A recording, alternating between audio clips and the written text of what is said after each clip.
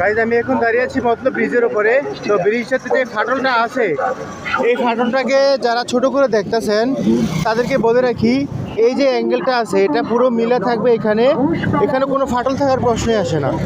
যেহেতু এখানে ফাটলটা আছে ভাই, তো আমার প্রশ্ন হলো মেট্রো রেলেও কোনো প্রবলেম ছিল না, কিন্তু 100 কেজি ওজনের একটা রাবার পরে সেই মেট্রো রেলের থেকে একজন মানুষ কিন্তু নিহত হয়েছে। তো এই যে ফাটলটা দেখতেছেন, এটা কিন্তু এপার থেকে ওপার ব্রিজের পুরো রাস্তার ফাটল আছে, ঠিক আছে। তো এই ফাটলটাকে ছোট করে দেখার মতন আমি কোনো কারণই দেখতেছি না, ঠিক আছে। এই দেখেন এত বড়, প্রায় 4 ইঞ্চি হবে, ঠিক আছে। এই ফাটলটাকে যদি আপনারা ছোট করে দেখেন, তাহলে কি মনে হয় যে এটা কোনো সাধারণ স্বাভাবিক জিনিস? এটা আমার মনে হয় না কোনো স্বাভাবিক জিনিস, ঠিক আছে।